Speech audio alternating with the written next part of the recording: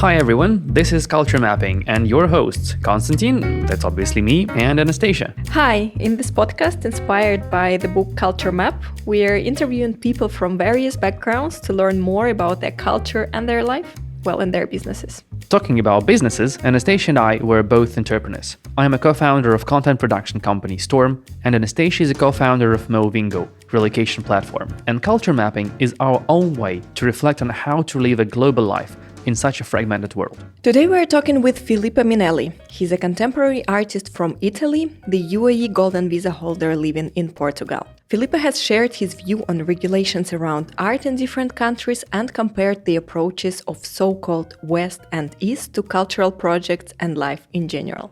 And I would like to remind you that the sponsor of this season of Culture Mapping is Flower Wow, an online marketplace where you can find flowers and gifts for your loved ones. Peonies are an ultimate symbol of romance and affection in many cultures, including Italian. From mid-May till the end of June, Flower Wow is celebrating Peony Mania. Treat someone special to these lush, fragrant blooms through Flower Wow's online marketplace. Flower Wow connects you with local florists in over 30 countries to deliver fresh peonies right to your door. With convenient features like anonymous delivery, photo approval before shipping, and the ability to pay with bonus points, Flower Wow makes sending peonies a breeze. Let these regal flowers blossom in your home by downloading the Flower Wow app, link is in the episode notes, and saving 15% with our promo code CULTURE. It's CULTURE. It's valid until December 2024.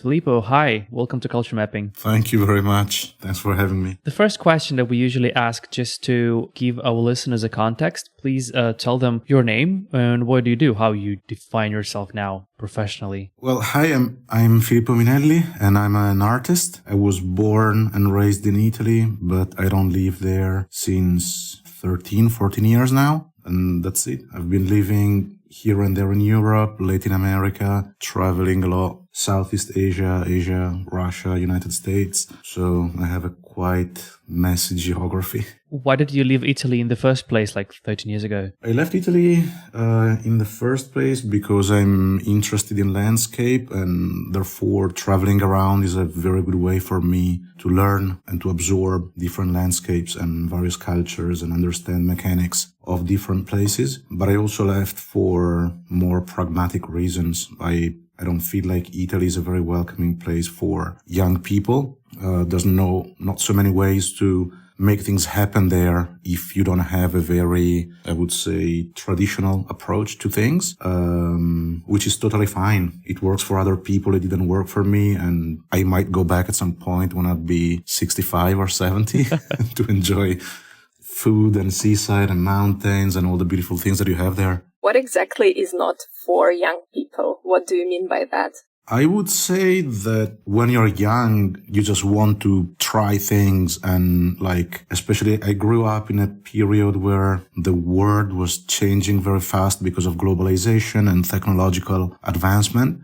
And in Italy, there's a structure of society that basically runs around all the decisions and these groups of interest that have an interest in maintaining things how they are, which is totally fine because some things are definitely working there. But at the same time, you feel kind of trapped. You feel kind of claustrophobic if you want to have a more dynamic approach to things, both because of cultural reasons, bureaucracy. Yeah, there's many issues regarding cultural approaches there. So it definitely didn't work for me. What were you looking for? I would say that I was looking for places that, first of all, allowed me to learn more and not just about learning about the mechanics of how to make things work. Because when you are in such a strict framework, you just basically have to stick to the framework, and then you are going to feel lucky for what can work and what cannot work. You have very clear guidelines.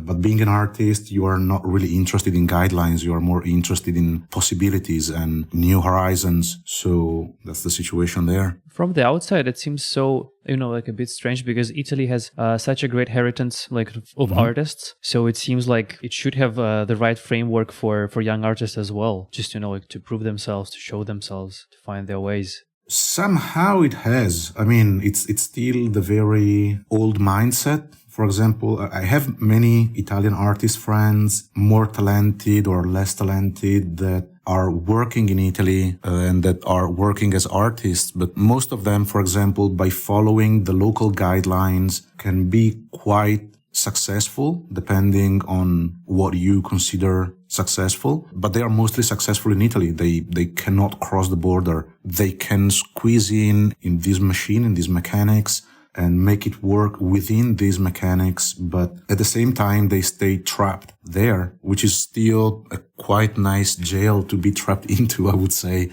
But still, it's about what you're looking for yourself. I guess it's the same in many countries, but I also know about other countries where even the local bureaucracy or governments or foundations or museums try to help artists to cross the border and to interact more with different cultures and with different entities. It started to change in Italy as well, I would say, but it's not there yet, and I'm curious to see if they will accomplish in doing it. And you knew from the beginning that you wanted to be renowned internationally? It's not about being renowned. It's more about opening yourself to different possibilities and putting into question where you came from and what is worth, and if places that you don't know have something to give you, to enrich you, more than staying in this monolithic position where you assume that the place where you come from is the most valuable on the planet. Yeah, I think it also applies to almost any place, in my opinion, because when you're kind of stuck in one place, you still don't have this kind of diversity. You don't see many things, and that's why it's very, very useful to travel in general. For example, I have a younger sister, and I always tell her that she just has to go to study abroad just for the sake of studying abroad, and that doesn't mean that she will stay and live there, just because you go there and you see other things, and it enriches your mindset very much. Yes, for sure. That was just a comment. But now the question. You said you've lived in various places in Europe as well. Which maybe country or city or area where you found what you were looking for with this kind of cultural enrichment? That's a difficult question. I would say that there's a lot of interesting places in Europe, but it really depends on what you're looking for. For example, in the last few years, I've been based in Portugal because I really like it here. I really like mostly people. They are very humble and very curious about things. They are also quite stuck in their own dimension, which is problematic on one side, but also very interesting on the other. As you mentioned, traveling around and being open to what is different from your own background is very important, but the opposite problem is also falling for every exotic mirage that the rest of the world offers you. And I feel that in Portugal, they don't fall that much for this kind of, smokes and mirrors that we all were victims of during globalization. And they very much think twice before embracing something, which is quite interesting in a European perspective, because in many other places, whatever comes in, whatever is pushed by mainstream media, whatever is, I would say, exported, gets embraced with no remorse and no second thought, which is also quite annoying and boring and yeah, definitely not for me. But I also really enjoyed, for example, some areas in Northern Europe, but I would say that it's not a comment on general society, but more about the artwork, because it's way more structured there. There's these incredible people, old collectors that are very curious and keep supporting art, big institutions that are still challenging a lot the way that they work and the way they interact with artists. So it's more about the small bubble that I'm usually living into. Since you're traveling a lot, is there a place you can call home, or the notion of home is changing all the way? Yeah, it's definitely changing. It's actually a very good question.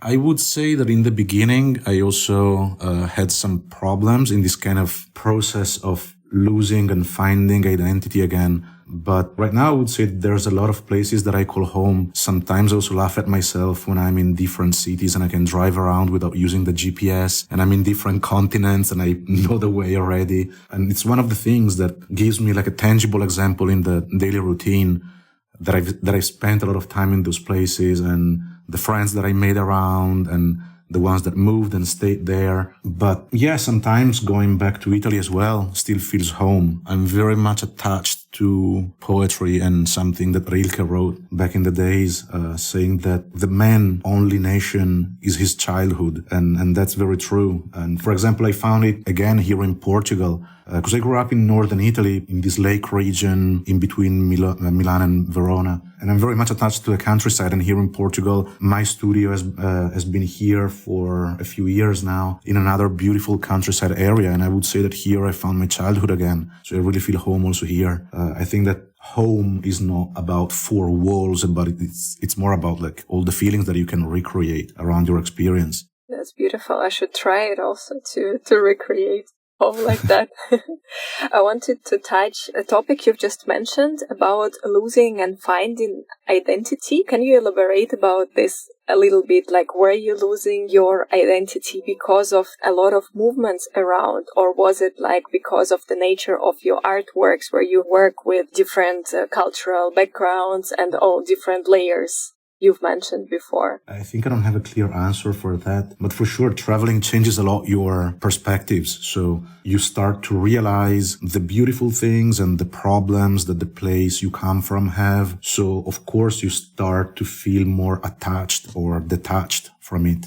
And the same happens with every other place that you visit. Like in the beginning, you might go to a place and feel incredibly drawn to it. And after a while you are there, you start realizing all the small things that you don't see when you just arrived or when you're there just since a few months. Your perspective keeps changing. And of course also your needs change, and therefore like the attachment to one place or the other change because of this. Again, talking about Portugal, when I got the studio in this beautiful countryside, for example, I really needed, after years and years and years of traveling, I needed to have a place that was comfortable in a calm area that I could come back to and calm down and focus on my own artworks after traveling and networking and producing so much in different countries. And right now I don't feel this need anymore. So for example, I'm very thankful that I found this place, but I feel like right now is the right moment to move on. So we caught you on the fringe of moving again somewhere. Yeah, definitely. Like before starting the call, I was starting to like check in the archive what I want to keep, what I'm going to ship to galleries, what is going to be sold. I was being in touch with artists to ask them which kind of art printing equipment they need, because I'm going to leave the place in a few months. And so, yeah, it's a big change again. How do you choose the place where to go next? I would say that I don't choose that much. Like somehow, because of work and because of my interests, I end up stuck in places for... Like it's weird also, because usually there's a cycle of 3 years. So for example, like in the beginning, I was stuck in Eastern Asia for 3 years, because they were inviting me there for projects. And then I loved the place and I was going back for friends and then other projects. And then the same happened in the US. And then for other 3 years, the same happened in Latin America, in between Colombia, Brazil, Paraguay. And then the same happened in the Middle East. And it's quite curious because I've been there in and out, let's say 4-6 months a year in the last 3 years. So like the cycle is supposed to end now, but I just got my golden visa in Dubai. So I don't know if I'm going to break the pattern now and keep being longer in the Middle East, or if there's some surprises going on. Like, I really don't know. So are you coming to Dubai now? Well, I guess so. Reorganizing logistics, it's always a big mess, but I would say that the first step is abandoning Europe for the moment, because it's the main part of living, like dropping the anchor and just like being able to live again. I guess that I will start by doing the same as I've done in the last few years, like being in the UAE, like during the European winter season. Anyway, I've never, like in the last 20 years, I've never managed to be based anywhere, I would say. Like my studio or home is somewhere and then projects drag me around anyway. So I think it's probably better if I just stick to this winter season plan in the UAE and then see where I will have to travel for projects for the rest of the year. What is your main focus of the projects for now? I'm always working on landscape and trying to use landscape to understand and explain political and economical processes that lead to the landscape to change. And talking about landscape, I mean the physical landscape and the digital one as well. Like I keep working on these subjects on various levels. For example, here my studio is very close to the border, so I worked a lot. I mean, not only here, but when I was here at the studio, I was working a lot on the border. So the landscape of the border in between two countries. And I've been doing the same when I was traveling in Western Africa or Asia or Latin America, for example.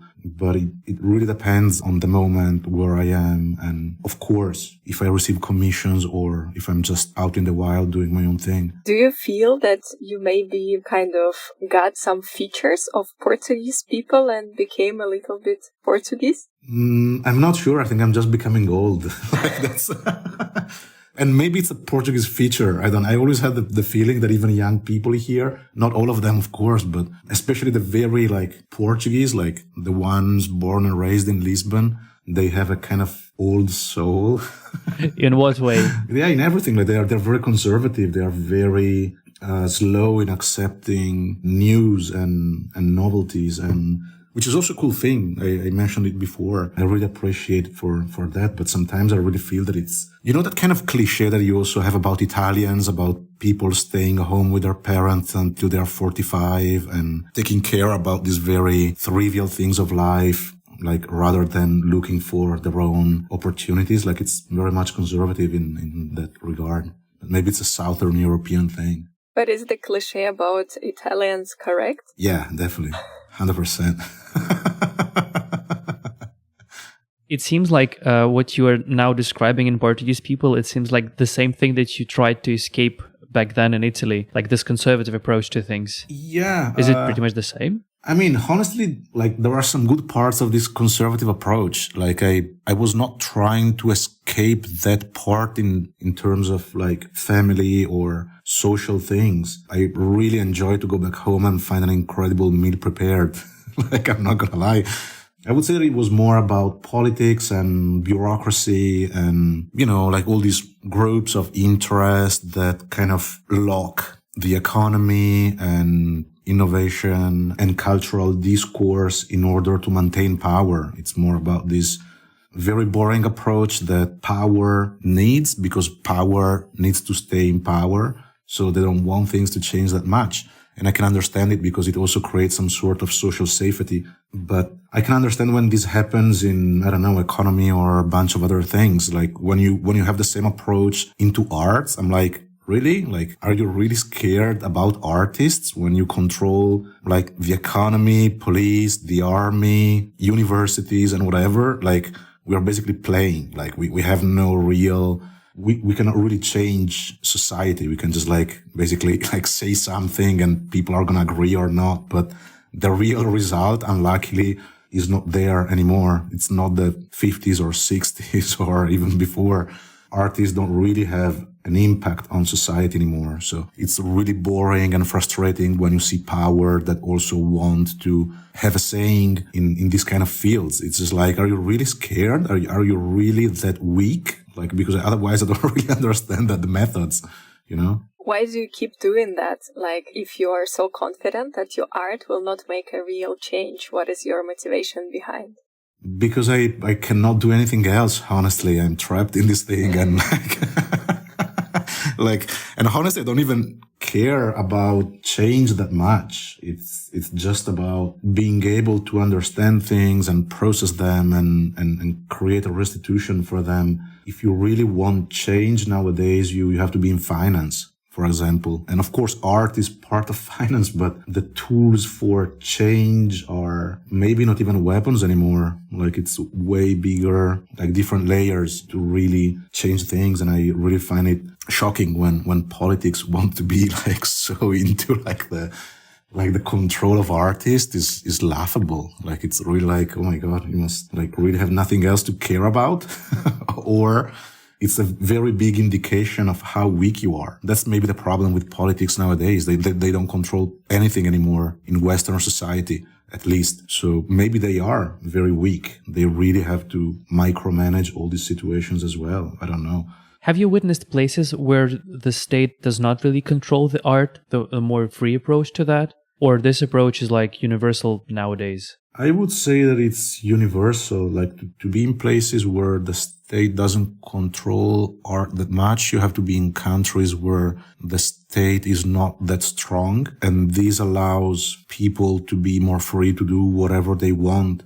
But of course, even the art world is not that developed. So anyway, even if there's more freedom, it doesn't have much impact anyway, which is okay. Like I would say that I'm really enjoying like being in places and investigate places where the art world isn't that developed anyway, because then artists have a bigger relation with the society they live into. They don't just talk to this tiny privileged bubble that it's part of society anyway, but that is more important, I would say, for your career rather than for your process of thought. And if you could make a real change with your art, like you were mentioning, 50s, 60s, what would you advocate for? Oof, I really don't know. Like, honestly, I'm the worst decision maker on the planet, and I would never ever try to suggest people what to do. I guess it's also very boring. Like, imagine being a politician and you just have to force people to do whatever you want. It's not for me. But yeah, maybe I would just, I don't know, tell everyone to chill the fuck down.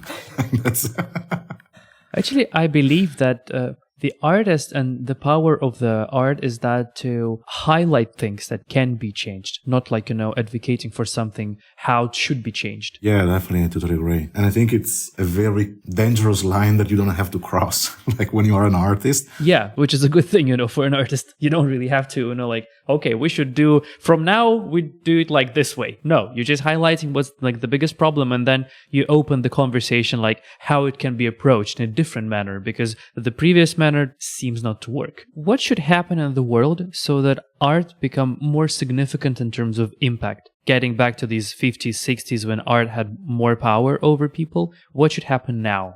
Yeah, it's very tricky because when I was younger, for example, I always noticed that it was difficult for certain artists with, like, for example, not coming from a rich background or not having many possibilities. It was more difficult because they didn't have resources. Also looking at Northern Europe and how Northern Europe was financing the work of independent artists through applications and having the possibility to apply for money, and especially the money that it's not for specific projects, but money that was given to artists simply to allow their career to flourish. So, I don't know, you get 15,000, 25,000 euros a year just to make yourself comfortable, and so that you don't have to stress with a lot of the daily routine bullshit, and you can focus on your career. And I thought that this was a very generous and interesting approach. And I still think that it is, when the decision about which artists to finance is based on the quality of their work and the amount of effort that they put on their work rather than political choices. But right now, this kind of state organized financing for artists is mostly, I mean, I don't know that much about it because I never applied to anything, and I don't really follow that part either. But I can see from the projects that I see realized is that most of the artists that are getting these grants are the ones who are not challenging anything existing, especially on a political sphere, but it's mostly those creating consensus, also in a very indirect way, speaking about certain themes or organizing their entire work around certain themes that are sometimes even just because of funding. I don't know, you work on ecology for 3 years because the European Union gives money for 3 years for these kind of projects, or you work on inclusivity, whatever, because there's funding for that for a certain amount of time. So something that was born to create opportunities for people who don't have opportunities slowly shifted into being something that only perpetuates what the political discourse that politics needs in this specific time.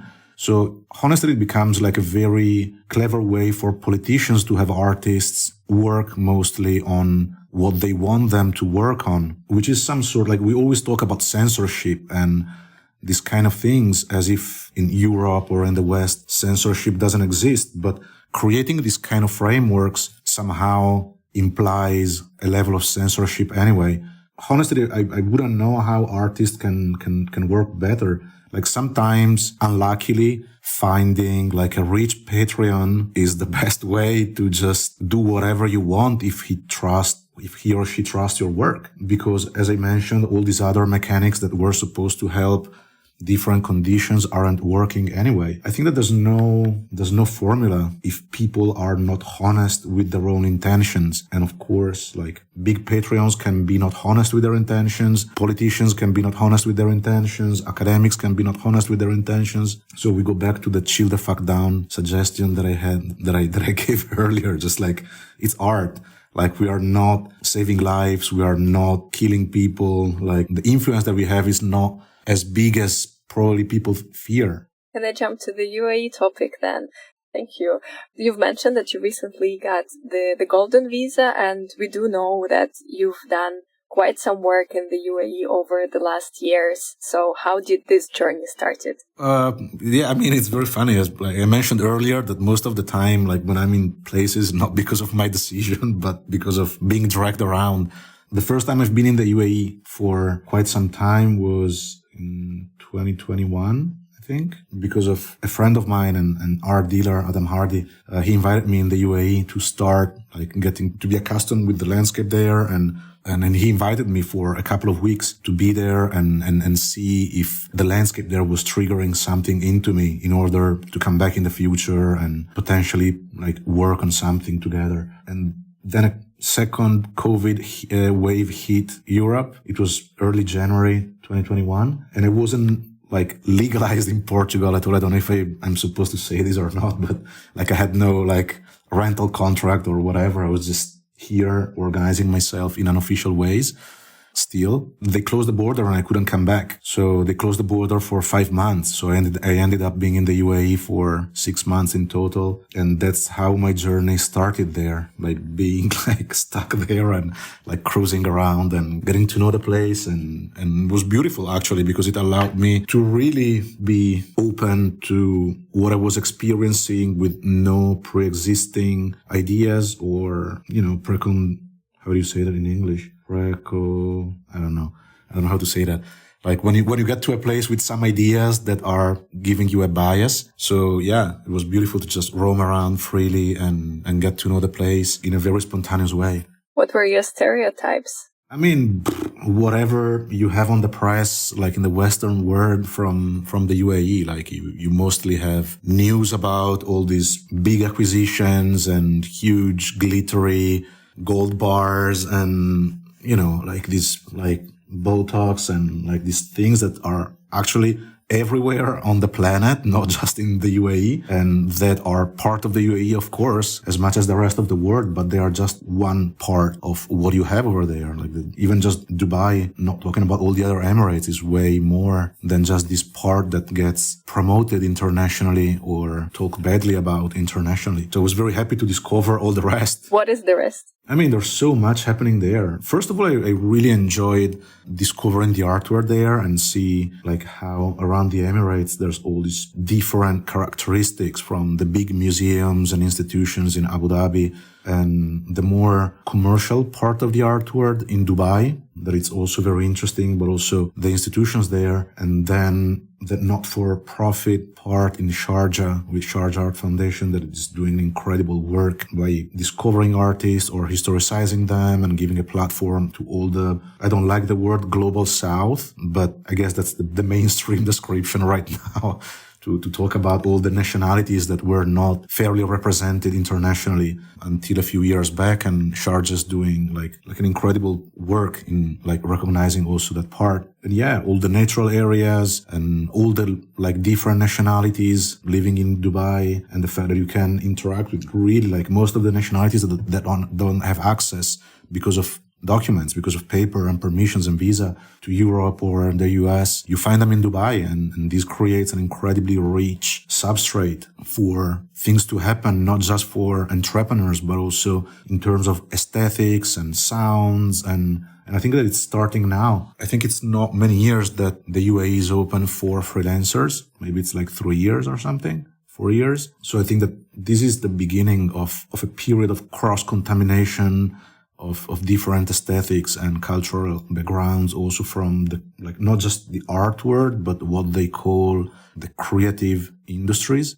You've talked a lot about different European countries, how things work there and how, let's say, the systems are and how the people are, and comparing to, let's say, different Islamic cultures. What are the different features that you find inspiring or maybe not at all? I will start with the less inspiring, and I would say that because of the region needs to diversify the economy from oil and the classic historical resources that they had, sometimes art is used too much as a form of entertainment or as a way to foster touristic destination branding, which is okay. Like, it's always good when there's funds for arts and culture, but sometimes, like, you can really see that the goals are not really the cultural discourse, but other reasons. But still, it's okay. Just keep pouring the money. It's fine. Like, it's never enough when it comes to culture.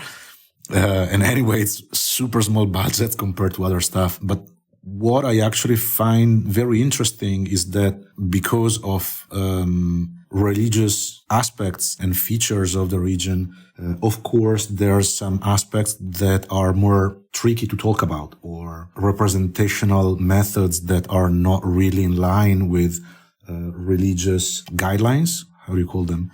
And even though these might be seen as problematic, I really, really enjoy the way local artists have to talk about those things in a less direct way. They find their ways around restrictions or finding more gentle ways to talk about subjects that in the West would be presented in a more direct way or a more provocative way. And honestly, it's super interesting to see because it's a challenge, and it's good for artists to be challenged. In the West, we have still, I was giving like 3 lectures last week in Italy. And sometimes in art academy, like you still artists that think that provocation, certain kind of provocations are still interesting. And I'm like, it's 2023. Like we have seen naked people and naked parts of the body on walls since almost a century right now. If you think that this is still a provocation, that there's a problem. It's not automatically that if you cannot do some stuff or if there's some restrictions on some representational methods, this is bad. Like there's ways to talk about things in a more interesting way, I would say. And over there, they are forced to do it. And it's interesting to see, like it's creating some good glitches in the system. I really like it. Actually, I have a question. And, before the recording, we reminded you about the first episode that we have in Culture Mapping. We talked to Alex Warren, and he's an English guy. And we talked about his Englishness. And I wanted to ask you about the notion, what is Italianness for you? Yeah, that's tricky, but I don't know. Maybe like the thing that It's your perception. We're not talking about, like the stereotypes or everything. It's just, what do you feel about that? I think it's about being problematic in a sense that it's beautiful, though. I think it grew on me the more I grew older, but I realized that contemporary society, it's especially with the technological process, everything is about optimization and simplification. And I think that being Italian, it's about appreciating the good downsides of problems. We have this incredible history of craftsmanship. You don't want the most easy thing to wear. You want the most beautiful, the most comfortable, the most well-crafted thing to wear. And the same is for cars, the same is for boats, the same is for food. The same is for many other things.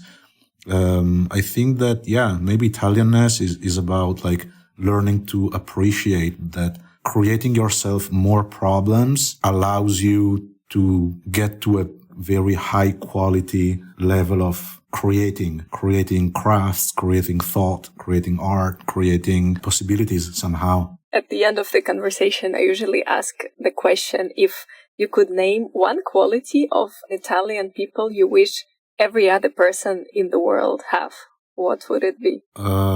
the ability to forgive. I think that like Italian people are very much easygoing in forgiveness. It's probably like something that also comes from the Catholic culture. I don't know.